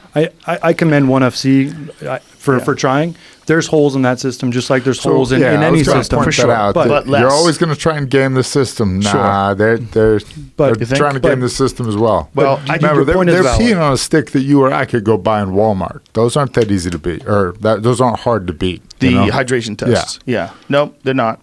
You're 100% right. I mean, but it's more protected. It's more difficult to do. They have a far different regulatory system than we have as Yes, well. We they have do. 50 independent state regulators. We have Cambache country, down yeah. down in Brazil. We have different regulators. It's very complex, and I think that we obviously here at the table and at the Performance Institute have that as a primary kind of area of focus. But we're working to affect the systems that can. Yeah, I mean, I'll implement sum it change. up. What Clint and his team are doing is, let's see the data. Like, let's collect the data. Let's figure out what it looks like. You know, what Donna's been doing for the last couple of years, collecting every fight weight. Let's see. You know, let's look at the data, figure it out from there. Yeah. It's just such an unfortunate aspect of it that I get has been there from the beginning, or at least from the time the weight classes started being instituted. But it just seems to me that, boy, if there was You're right. a way to avoid that. UFC 6, they had it right. When it was the giant guys, wasn't that the one with the giant guys? Oh, that was Adam, Jerry David versus Bullitt? Goliath. Yeah, right, yeah. We'll go back to that. Yeah. Yeah, cage I'm fighting's not saying pretty hard that's the by movie itself. either. Yes, it is. Yeah. I just We don't call it cage fighting. We call it octagonal struggling. Struggle. You got to PC that shit up. Yeah, when you say cage fighting, people go, "What?" You say, "Oh, mixed martial Cage. arts." Oh, you mean like the UFC? I love Ronda Rousey. Yeah. I'm a big fan. Hey, it's about your messaging sometimes, man. Yeah. I've Now, accepted that. do you guys have long-term plans for expansion of the treatments and the different things you do? Do you have is this something that you guys are constantly working on and improving? Yeah, I mean, absolutely. The sports science landscape is vast, you know, and we try to keep abreast of all the latest technologies, the advances in theory and philosophy. So, yeah, that's at the heart of everything we do. You know, we're trying to stay at the cutting edge of sports performance. So how does that? Do you have to go to conferences and find out what the latest stuff Yeah. guys are doing? And I mean, you know, I did the math this week, actually. You know, I always say the church isn't the building, the church is the people. Our staff has got a combined experience in pro and elite sports of 106 years. We've got 18 Olympic Games supported within our staff alone. Wow. Okay, so our people, our staff are what is so precious to the Performance Institute, and we're very proud of our staff. They're respective world leaders in their own individual areas. But yeah, of course you have to go and speak to people. Of course you've got to listen to seminars and collect and gather information. They love their But- conferences, I'll but tell you that. what you've got to be able to do is process it. Yeah, there's a lot of pseudo science and bro science out there. You know, Yes. so Oh. you love that word, right? yeah, it's a real problem. Yeah. So you know the ability to process it is what makes the difference. You know. What's No, not everybody can be fortunate enough. I don't even have to be smart. I just went out and found a bunch of smart people. do It's they the make best. you take notes when they make you sit on these conferences? I honestly used to really try to upskill myself and everything, and then at some point I was like, just hey Clint, come here. I got a question. Now, in terms of recovery stuff, I know you guys had a hot pool, like a sauna or a jacuzzi, rather. It was right next to a cold plunge. How much of that stuff do you guys do, and what equipment do you guys keep? Yeah, on I the mean, premises? again, Bo Sandoval, who's our head of strength, our director of strength and conditioning, puts it intimately in terms of in the UFC, everyone's training hard. You know, you're not training harder than the guy next to you or in the gym next to you. What is the key is how fast you can recover and train again at the intensity that you need to, the day after day after day, and be robust enough to tolerate that. So recovery and regeneration is just as important as the training exposure. In fact, your body obviously changes and adapts during the recovery and regeneration process. So yeah, listen, we've got hot tubs, we've got aquatic capabilities, we've got cryotherapy, we've got compression, we've got, you know, everything that you would expect in a world-class facility. What we're starting to do is really try to be a bit more prescriptive around that. As Clint's already talked about, you know, it makes no sense to us to look at a high neuromuscular striking session where you're hitting mitts or hitting bags and use the same recovery strategy as a high metabolic grappling session. These are totally different physiology challenges. So yeah, to be prescriptive and to be a bit more strategic in our approach. But at the end of the day, what is core to recovery, it's such a personal thing. You know, some people don't like getting in the cryotherapy chamber. Some people can't swim, so they're not going to get in the water and do hot, cold plunges. It's going to stress them out more. So, you know, it's, hey, go in here and potentially drown. It'll help you recover. It's not that deep. Well, it's not that deep, but there's some people just got the fear of water because you can't swim, you know. But what do they do about baths? Well, shower, I guess. I don't know. Too crazy to get. You'll know them when you smell them, I guess. Do you guys have sauna on premises as as We do, yeah. We do. Steam, and sauna. Do you have guys go from the sauna to the cold plunge? Me, personally. Yeah. Do you do that? Yeah. It's supposed to be a great benefit of that, right? For sure. And again, you know, you've had Andy Galpin on, you've had all these, Brian McKenzie, all these people, the breathing experts. I read most of both their books, so. There's a lot of information now around recovery. Yeah. But it's still a massive grey area. What about massage? Do you have that on staff as well? Absolutely. Our therapists can do they do like Rolfing, that kind of like deep tissue stuff? Yeah, Graston and all that Oh, yeah. How often do you guys recommend that for athletes? Because the Soviets, for a long period of time, it was really shocking when we found out they were massaging their athletes every day. Yeah. And there's debate as to whether or not that's good or bad. Like, what are your thoughts on that? Well, I think what Heather, who's our director of PT, will tell you is that the fascia and the fighter posture and the way fighters are putting their bodies through particular challenges obviously creates a lot of muscle tone. It creates a lot of tightness in the fascia, and just methods and mechanisms to free that up to allow the joints and the articulation of the body to work effectively is huge. If you have greater than I'm trying to remember the numbers, but a 10 to 20% imbalance in the joint within your body, you now have a 70 to 90% chance of injuring that joint, right? So just the difference in terms of symmetry and balance within the body and its influence on injury is massive. Wow. So why not be proactive in trying to utilize manual therapies and recovery modalities rather than working in a reactive process and waiting for the injury to happen? And again, that's core of our philosophy, is that there's been a big shift in the barometer for some of the fighters that come through the Performance Institute. You know, the clinic and the therapy is somewhere where you go when you're injured.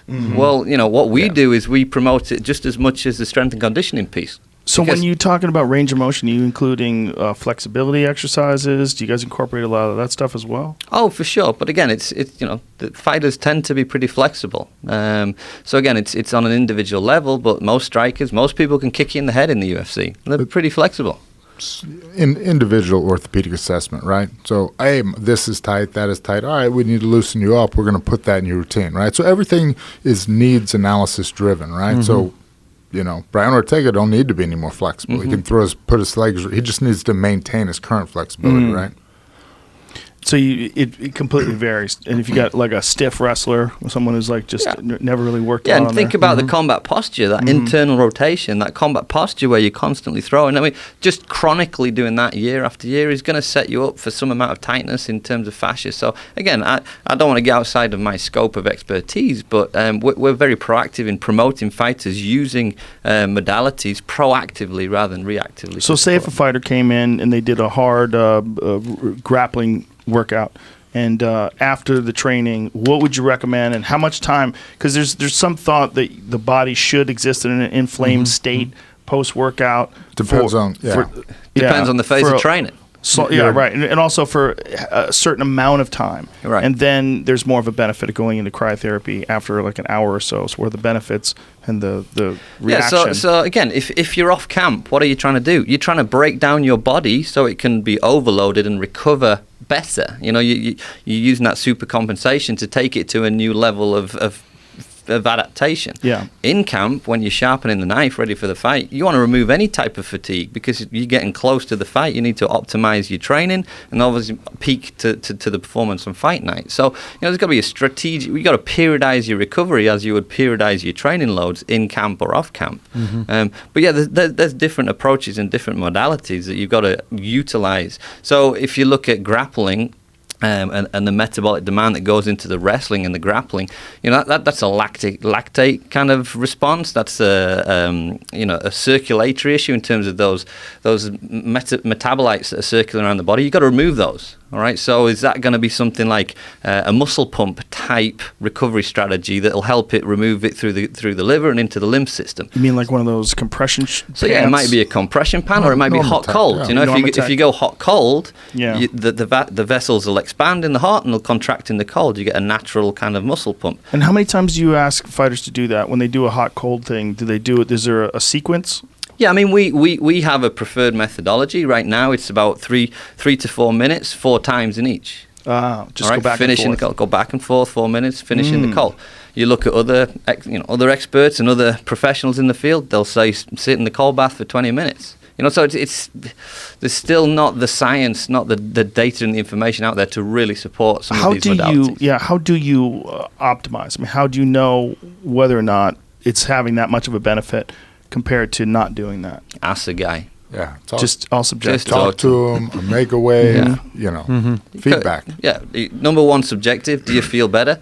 There might be no science around cryotherapy. I'm not suggesting not, but there might be no data and no science on it. But if the guy walks out 3 minutes later and feels like crystal mind and his body is fresh, it's kind of worked, right? Yeah, well, the norepinephrine, the raising of the levels of it due to extreme cold exposure, I think that's been proven. I think cytokine development Kills pain, right? Yeah, And the heat shock proteins as well. Yeah, cold shock proteins and heat shock proteins. Yeah. Both of them, that's all proven stuff. Right, in terms for sure. of measuring the actual inflammatory markers in the body, but some people don't like it. I'm just making the point that if you like that stimulation and you like that sensation and you walk out, you can forget the physiology because now we're tapping into psychology and that's still part of the recovery process. It's beneficial. For sure. What were you going to say?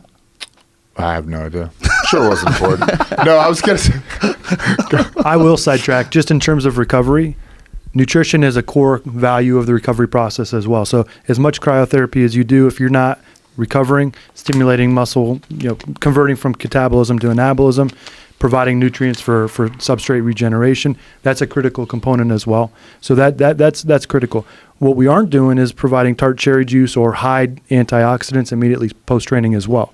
We'll include that in other periods of the day, in the evening or not immediately around a high intensity training session for antioxidant. What's the negative aspect of antioxidants post-training? Similar. It blunts the adaptive response based on the body's recovery process. So if you blunt your immune response to a micro trauma, muscle tears that need to be rebuilt stronger and faster, well, then you limit the adaptation. So we want to provide nutrients to support recovery, but we don't want to eliminate the adaptive response to the training session. That's what's so fascinating about the science of it, that you can get that specific, that that if you consume the high levels of antioxidants post-training, it's going to blunt the recovery time. You have to. So it's amazing. Curcumin, tart cherry juice, there's a number of spices that are included in a lot of different things. So whether it's cooking or in our supplement protocol that we will include, but we're going to target them away from the high intensity How trainings. far away from the high intensity training? Couple hours. I mean, it comes back to, can a fighter, can a coach process all this information? Right. Can they physically be aware of it? Where are they catching Just that? give me the diet. Right, Clint. Just write it down for me. So again, let us do some of the grunt work for you Yeah. at the Performance Institute, and we can give you some of that education. And the Write cool it thing is down that for me. I'll tell you how I feel, and then we'll come back. We'll talk about it, and maybe it changes. Coaches and gyms don't have to feel like you're trying to poach them and take them away and bring them to a new place. That's the beautiful thing about it. It's like it's open to everybody who fights for the UFC. Yeah, and the other thing which I would say is this is at no cost to the fighters. Yeah. All right, it's also their choice. They're independent contractors. They can decide how much they want to engage with us, as much or as little as they want. And again, that's the same with the Trifecta program for meal prep. It's the same with our strength and conditioning program. So again, it's all bespoke and customized programming at their expense, at no cost to the fighters. It's so exciting for me because having seen the fights and the sport and the level of sport evolve over all these years, it's so exciting to see constant and continuing innovation. And when you guys came along and built this thing, and I had a chance to go and visit, I was so excited because like this is what. Man, every sport needs something like this, but the fact that the UFC has you this, should do some testing. Come by, do some testing. they're going to find out I'm old. Yeah. I mean, we knew that. But where are you more old than other? Yeah. Right now, my left hip, I fell down skiing. You make a great point, because what's been one of the really exciting things for us and refreshing, also for the UFC Performance Institute, is that sports like the NFL, the NBA, the English Premier League, we're having representatives from all of these teams, NHL, coming through and trying to understand, or just trying to understand what we're doing, how we're working our sports science into the sport of mixed martial arts, and to try and capture our philosophy and our approach from a facility development perspective through to kind of our educational processes, through to the way we're interacting with fighters. And again, we're trying to shape mixed martial arts. We're trying to influence the UFC. That's our number one mission. But the global awareness around the Performance Institute is really exciting as well. Now, I know you were talking about your place in China. Are you planning on going anywhere else? Well, right now, the expectation or our desire is to influence mixed martial arts globally. We're truly a global sport. So right now, we don't know what that's going to look like, but the ambition is to obviously have performance institutes around the world that can help the development process. I want to build one in like South Africa. Badass over there. Get the malaria medication ready, bro. Wow. Cipro, right? Cipro. I don't know what that stuff is. He just wants the red wine, right? Oh, it's pretty nice too. What is cool about us operating and athletes being independent contractors and accessing us however they see fit is we have so many different case studies and utilization. We'll have people come out for a week at a time, access our team, take that back. We'll have other people come out for part of a camp or a full camp. Others will come. We had Macy Barber, actually, she talked about it publicly, but she worked with us quite a bit for her last fight. She booked a flight from Nashville to Vegas to reconnect, to get updated nutrition, strength and conditioning, whatever metrics that we could update based on her health status, as well as orthopedic support post-fight. So we were able to get a number of days post-fight as part of essentially the completion of her fight camp to get her ready for the next phase. So there's a lot of different ways that athletes can utilize based on just whatever their needs are, whatever they perceive their needs to be, and then whatever influence we're able to kind of make over their preparation. And Macy Barber is a perfect example of someone getting that kind of high-level treatment very early in her career. She's only 20 years old, right. Super exciting prospect. Yeah. And for her to have access she'll to something. She'll be 21, like 3 weeks. She's old already. Over the hill. That voice is Forrest Griffin, ladies and gentlemen. No one else. When you treat these younger fighters, how much emphasis do you put on giving them just a smart protocol to try to minimize the potential injuries, to get them to understand the relationship between range of motion and injuries, to get them to understand balance? I know you guys have a machine that you actually can measure the muscles in the body and show like the left and the right side what's weak and what's strong, right? What is that called again? I mean, we use force plates in certain particular. There's something you lie down in though, isn't there? Like Biodex. some crazy. So we have the DEXA scan, which is essentially a low dose X-ray that measures the mass of the tissue between bone mass, muscle mass, and fat mass, and so we can get a balance of the musculature and the skeleton bilaterally. When we see a big imbalance on that front, because that is a nutrition related test, we will share that with both physical therapy and strength and conditioning, and then physical therapy could break that into more nuance around strength imbalances around joints using the Biodex, and then strength and conditioning will do very similar kind of understanding using the bilateral force plates that Duncan was mentioning. That stupid machine told me I had 2 pounds less muscle in my left leg than my right. And it was accurate. Oh yeah, no, I do. I blew my knee out a couple times, but I just didn't rehab it properly.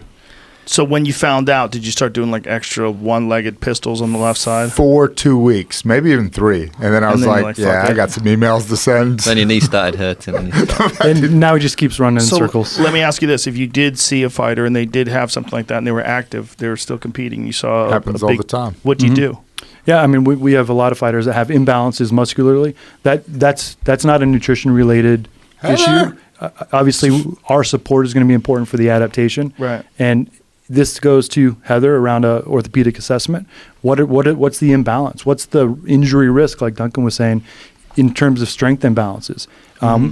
She and her team, Heather Linden, our director of PT, would do that orthopedic screen, see what the imbalances are, and break it down. And then that would lead to probably programming in her space, and then also to strength and conditioning to build programs around whether it's mobility, range of motion, or just around kind of hypertrophy to make up for some imbalances. So that's where the comprehensive approach comes in. I might assess something and then kick it over to them. There's many cases where they would assess something, whether the strength coach happened this week, so-and-so is having a bad training session. They talk about low energy. They talk about not being able to recover or get up for the next training session. That's an immediate referral over to my session, to my side of the fence. So that's where the integrated care becomes really, really critical.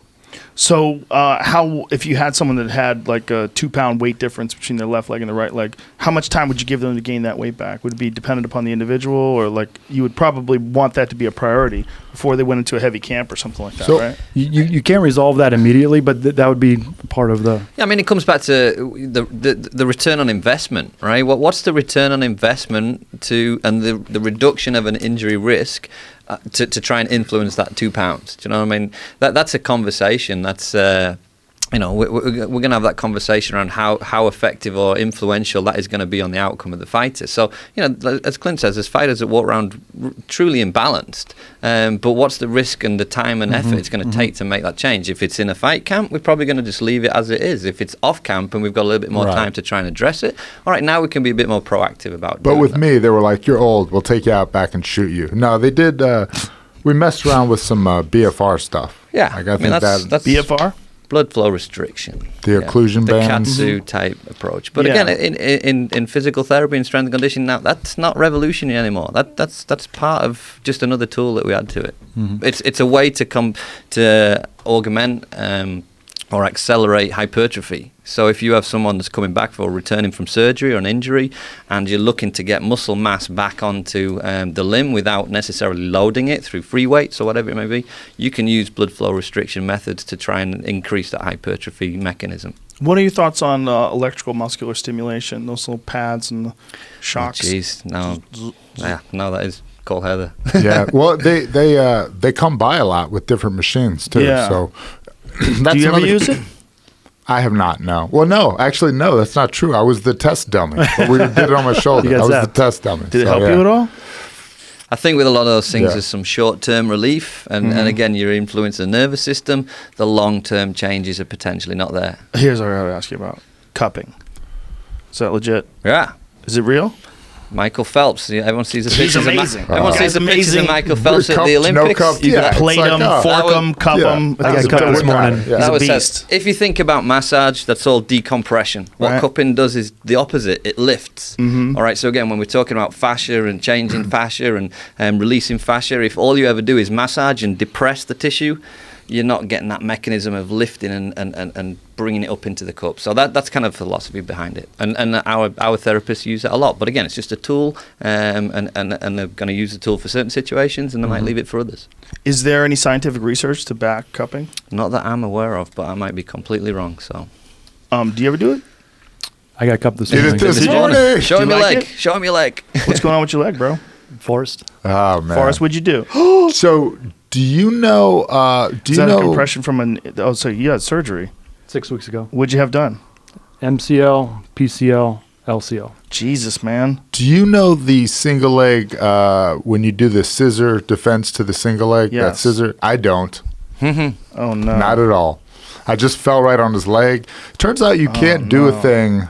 You can't not do a thing for 6 years and just think you can do it. It's not riding a bike. It's a perishable skill, as me and Clinton now know. So how long ago But did I you have get this 3 new operated? ligaments, so I'm good. Oh, Jesus 6.5 weeks Christ. ago. 6.5 weeks ago. 3 new ligaments from cadavers. Is that what it is?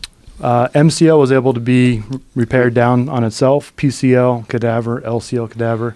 I'm getting world-class physical therapy World-class cupping. on a daily World-class cupping basis. Cupping today. I got Graston yesterday, hurt like hell. But literally, I'm just beta testing everything. I was the test subject for Roman for all the exercise tests. Now I'm the test subject for all the PT rehab. What about stem cells or exosomes or anything along those lines? We got our flights to Panama booked. Dr. Neil Reardon on standby. I'm sticking with physical therapy at the moment, but I honestly don't know that much about the other components. But I'm waiting for embryonic stem cells in the U.S. Then I'll do it. What's that mean? They're doing a lot of insane stuff. I had stem umbilical? cells in my Achilles. I had to have Achilles surgery. Yeah. It's fantastic. Yeah, they're doing some pretty incredible stuff. If you're really interested, you should talk to Dr. Roddy McGee. He's also local in Vegas. I know Roddy. I Roddy was the amazing. one that did my Achilles surgery. Yeah, he's amazing. I did a consult with him. You sent me. You Yes. and DC both sent me. And he said for my shoulder, and he was like, there's nothing there for it to attach to. I'll take your $6,000, but it probably won't work. And I was like, well, I appreciate the candor, Doc. Damn. Yeah, he's very honest about the potentials. But your shoulder's been operated on how many times? 3. Yeah, that's rough. Now, what are the options when something like that happens? I know they do shoulder replacements, but what does that entail? Yeah, I'll probably do that eventually. And what does that mean? They just put a different The socket ball and joint? and socket, yeah. And what do they do about all the surrounding ligaments and everything? I don't know. That's terrifying. Yeah. I think a lot of those are still intact, so I don't think the range of motion would improve. As long as I go mess around in our PT once or twice a week, it stays functional. So when you say mess around, like what kind of stuff are you doing? Stuff for mobility or stuff for you doing like clubs? I like where you're actually like moving through with them like pressing on the muscles and you're actually like lifting the weight. What's that called? Where you're lifting weights or someone's Well, no, manipulating you're like your muscles? I forget. I'll think of it in a second. No worries. physical therapy. It's called physical therapy. Have you do a lot of band stuff and a lot of shoulder guys get band work? I do. I do them like as a warm up every day. Yeah, or every whenever I work out. Except for today, I just jumped in cold and like let's see what happens. Now, how much time do you spend on sort of educating fighters about having to strengthen up all the surrounding tissue around knees and shoulders and necks and things along those things that are commonly your core, your lower back, commonly injured? Tissue resilience is massive in our sport because again, it's end range resilience, right? It's with the submission and the grappling exercise techniques. Obviously, you're taking a tissue and the tolerance of that tissue to its end range. Yeah. So by being able to train that over time in a progressive fashion, of course it's going to have an influence. And yeah, part of our programming is going to approach that for sure. Now, you guys have been in action now for 2 years. You've had a bunch of different fighters move through and do their camps there. We've had a roster of 570. We've had over 430 of the fighters have already been through in the first 22 months, and we That's have a retention rate of about 73%. So they're either coming back for repeat visits or they're getting remote programming from ourselves. Now, how much has this changed like over the 2 years? How much have your protocols changed, your programs have changed? A lot, yeah. I mean, Yeah. a lot. We're learning more about the sport. The data is showing us more, and again, just the opportunity to speak to more coaches, more athletes. Again, we're servants to the fight community, we're sports scientists, therapists, clinicians. The end of the day, the IP sits with the coaches, with MA coaches, and people like Forrest. So, just being able to understand how we can collect that information from a technical, tactical perspective, and try and fit it into our philosophy of sports science, being complementary to that. That's evolved all of our processes extensively over the last 2 years. Have you guys ever thought about putting any of these sessions online? Yeah, I mean, The shooting. yeah, No? I always say the Performance Institute's got 3 responsibilities. The first responsibility is to service athletes, to service our fight community, either face-to-face or remotely. The second thing which we're trying to do, something like this, is to aggregate more information and more insights around the sport. This is available. Anybody can buy this? No, but it's you can get it online through. It was sent to every fighter on the roster. Okay, Yeah, but to the average person, a fan, you can go could they to get a hold of you it? can go to our Twitter accounts and things like that and find it on there. There's links out there on social media. Everybody knows a UFC fighter, right? Just go find one, borrow their copy. But the second thing is we need to understand the sport. The sport of mixed martial arts is only 25 years old professionally. So aggregating data is the second thing. And then the third thing off the back of that data is dissemination and education across the global fight community. So we're called the Performance Institute for a reason, not the Performance Gym, because we are truly trying to do project work, do research work with partners to try and aggregate that information and our awareness and our understanding so that we can push it out there. So the plan is obviously moving forward to really ramp up our educational platforms to support the global community.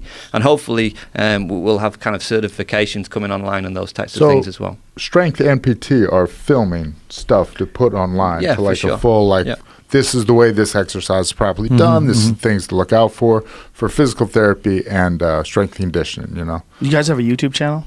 We don't. We're No, we working don't. on all this stuff. What? Here's the thing. We don't want to act quickly. We're not like a YouTube thing. We want to like, hey, when we release something, we stand behind it. This is tried and true. These are practice methods. We don't need to rush it. Also, these jerks are always busy like working with athletes. Freudian slip. Wow. Well, I think what you guys are doing is amazing, and it would be even more amazing if young fighters, people coming up, could get out. Right. I mean, you really could influence a lot of folks. Yeah, you're right. It's And again, amazing. it's in our ambition. We're just 2 years into this thing. Yeah. Our first year was just shit. Let's just get operational. We don't even know what this thing is. Is anyone going to come? What kind of mandate did the UFC give you? I mean, what do they say? Hey, man, make a fucking awesome place where people do their best. All right, this is Dana. High five. I'm going back to work. Like, how does that work? How does it get set up? No, I mean, it was like, hey, we want insights into the athletes. We want, its origin was like, hey, can you guys make people stop missing weight and getting injured so much? And more importantly, when somebody does get injured, can we like get them back quicker? Can they not work with like a mom and pop car accident chiropractor to get like a professional athlete? Can we get them back? So the goal, right? So the mission statement is, to elongate careers, to help athletes make the weight class, stay within the weight class, fight great at their weight class. So again, specific mandates like the exact KPIs, I forget what they are. Were some. Just off the back of Forrest, what I would say is we can legitimately say in the first 19 months of our existence, we've saved 22 fights. Either through medical intervention or the work that Clint has done around someone that's behind their weight descent, and we've really expedited that process. So that's amazing. We're proud of that number, and it's hard to build KPIs around that, but that's why the Performance Institute was implemented. So KPIs, key performance indicators. Oh, okay. So we're not a fight team, right? We work with the whole roster. So no, we're not judged on wins and losses, although some would you would look on social media and some would think. But our KPIs are around things like how can we support fighters make weight? How can we get them to the door of the octagon in a healthy fashion? And again, 22 fights, we can absolutely say they probably wouldn't have happened if it wasn't for the work of the Performance Institute. So you can put a financial cost potentially against that, and that's kind of the philosophy behind the Performance Institute. All right, gentlemen, any last words? Clint, you going to say something? I was just going to add that a lot of what we're doing in the athletes that we get to interact with are the cases that require huge interventions. People that are coming off a 6-fight win streak are not looking for how to fix their metabolism or how to stop missing weight or how to improve their power because it's a deficiency or an orthopedic injury. So we're working with those that are really successful and those that are struggling and everything in between. So it's around those interventions that have led to fights actually happening. There's a huge amount of, risk, for lack of a better term, that we're taking on as we're really working with the athlete's best interest at heart and doing everything we can to support that athlete to be more consistent and to be able to do it longer into their career, so that they could do the best for themselves, for their family, and for the UFC. Beautiful. Anything, Duncan, to add to that? No, I mean, this is a trip, you know, in terms of where we're at with the Performance Institute. Our ambition is to really affect and support the global fight community. That's what we're about, and hopefully, you know, moving forwards here, you know, people are going to see the value of what we're trying to do. Well, I think they already see the value. I certainly do. I'm very excited that you guys are around. I thought you thought it was going to be a waste of money. I thought it's definitely going to be a waste of money, but in a good way. What does that mean, though, right? It costs money, but I think ultimately it's great for the sport, for sure. Thank you. And it's just an amazing resource, and I'm glad you're a part of it too, man. Oh, it really thank means you a very lot. much, man. It means a lot to have a guy who's a former champion who's been there. I mean, since Ultimate Fighter season 1. You know, I mean, it's great. I mean, your fight. I mean, everybody says it. It's a fact. Your fight. I mean, I say it all Stephan the time. I Bonnar. say it at least once a day. That fucking fight made the sport. What, you were in... He was in a fight That's right. once. Okay. It's a thing, yeah. That fight made the sport, man. It really did. That fight was so crazy. People were calling up their friends like, when they start doing the Nielsen numbers are all shenanigans, right? You get like 100 people, they're checking they don't really know who the fuck's watching what, but they know that something crazy happened during that fight. Mm-hmm. They have estimates that there was as much as 6 million people changed and started tuning into that fight while it was happening. They don't know what the real numbers are, but it was chaos. And then afterwards, I never saw anything like it. I've seen it was like all of a sudden people wanted to watch the UFC. It was almost instantaneous. The season finale of The Ultimate Fighter went on the air, and then the door opened and people started pouring through. It was crazy, man. And that's you. You and Stephan Bonnar. You guys are responsible for literally the birth of this explosion that we're all seeing right now. That we're seeing with this ESPN deal. We're seeing with these incredible fights. No, it's cool, and I love that I got to kind of be that cornerstone. But now the PI, the UFC itself, the stars today, it's only building. That was the beginning. There's there's so much more to come. There's so much more to come, but you're a bad motherfucker, Forrest. Yeah. You were there. Just don't ever drill jiu-jitsu or wrestling. The worst. You fall on people. But worst. seriously, I'm super happy that you guys exist. It's awesome for me. Thanks, It's Joe. been a treat for me as a fan Thanks to for having us. dork Good out time. with you Appreciate and to learn it. all the inside stuff. It's very exciting. So thank you. Much continued success, gentlemen. Please Thank come you. visit us again. I would love Welcome to. anytime. I would love to. Testing. Thank you very much. All right. There's a lot of talking. Just did 2 of those.